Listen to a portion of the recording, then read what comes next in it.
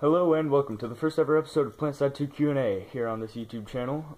I am your host, the Opinionated Gamer, and what we'll be doing with this series is answering questions from relatively new players in Planetside2 to help them better understand the game. And who knows, maybe I'll even end up answering the question of some fellow vets that they just never really understood about the game. So, without further ado, let's move on. Question number 1. Why are there 3 factions? Well, you see, the idea of having 3 different factions is to give the player 3 different experiences that they can go through, and to give them weapons that may suit their playstyle better. For example, the Terran Republic, the guys in red, they have weapons that focus on high fire rate with a low damage output and high magazine capacity. The New Conglomerate focus on a high damage output, low fire rate, and a bit shorter magazine than most guns. In the Vow Sovereignty, they focus on medium fire rate, medium damage output, with a focus on accuracy and fast reload speeds. And the fact that they use lasers instead of normal bullets, it makes it so that their guns have no bullet drop. So that's why there are 3 different factions. On to the next question. We have, what type of gun should I use for close quarters combat as a VS light assault? Well, from my personal experience, I can recommend highly the Serpent. It's the only gun in the game that I've had the patience enough to Araxium because it's so amazing. And if you don't know, getting an Araxium is 1,150 kills or something like that with that gun.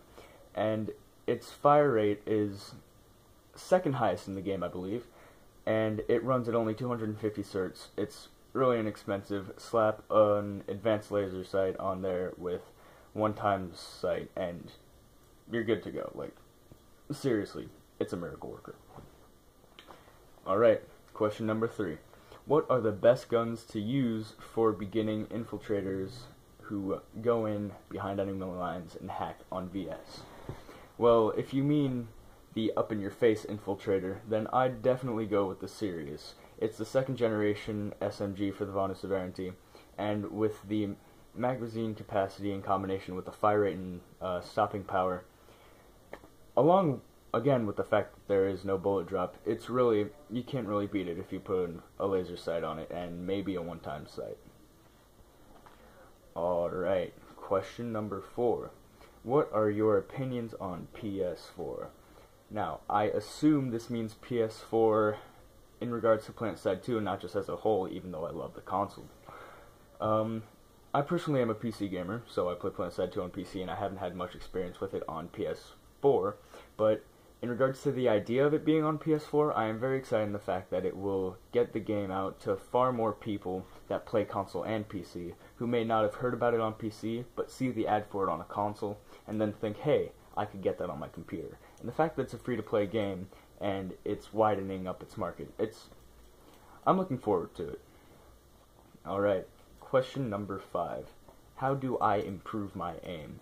This is a question that's asked by a lot of players, and not many people look into it as they need to learn their gun. They think there's one way that'll work with every weapon, but that's just not the case. Like on the Serpent, I believe it pulls up and to the left, so obviously you'd pull down to the right to counteract the recoil. But there's some guns that will move straight up with a side-to-side deviation, so that's where things like a foregrip would work. You see, the attachments do more than people think. They can help with accuracy in more ways than you can imagine, and just knowing how the recoil pattern of your gun works, that'll help a lot too. So just go into virtual reality training and fire at a wall and look at the way the bullet holes went. That's the best advice I can give you. Alright, I believe this is number 6. What's a good beginning VS sniper?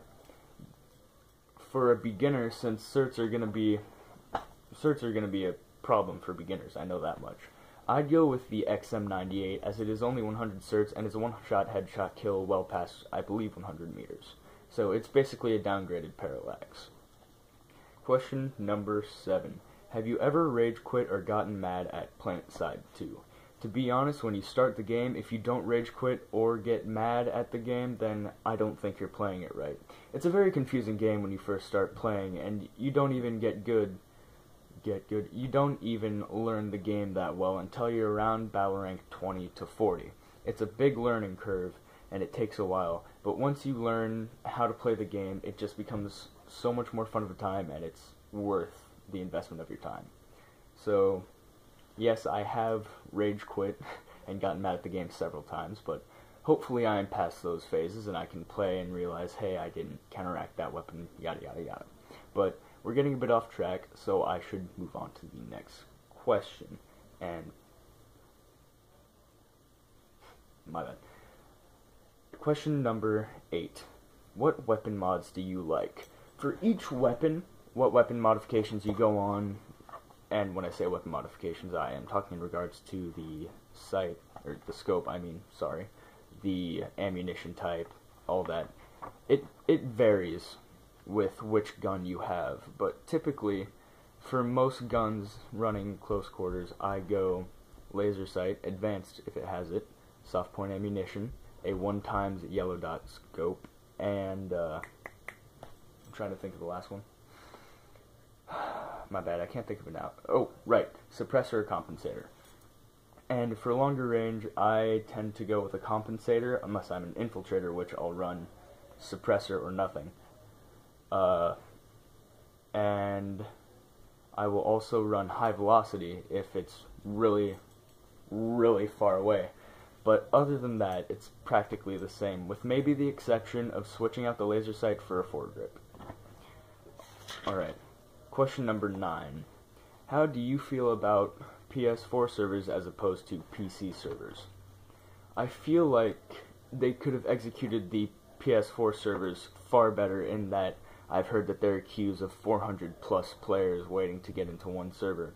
And it's just, I feel like if they would have made it so that they had a bunch of servers, and once those filled up, if need be, they'd open some more. But they just, I feel like it's a bit too much of a mess for saying that they're officially out of beta, and they could have executed it a little bit better, like how they did with the PC. Keep in mind, I do acknowledge the fact that they cannot execute it as well as PC because there's not the same type of hardware that can allow for more intense things, but for what's in the next-gen consoles, I really do think they could have done it so much better. And for the last question of this video, do you game on PC or console, and why? Well, it fluctuates a lot between which games I play.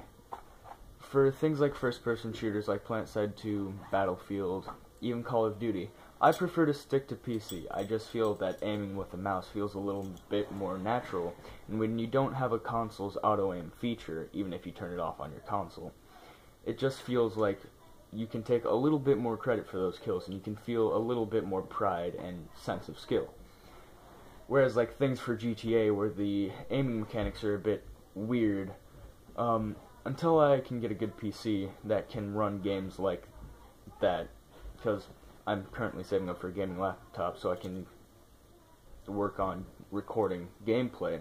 New channel stuff, gameplay, yeah. But yeah, that's besides the point. For things like that, I prefer PC. I'm a PC master race kind of guy, and yeah, it's just a joke. I don't mean that I completely despise consoles. If anything, I want PC and console to work together, alright? It doesn't have to be a war. You can like whatever you like. I play PC. It's because it feels better to me. It feels better than a controller.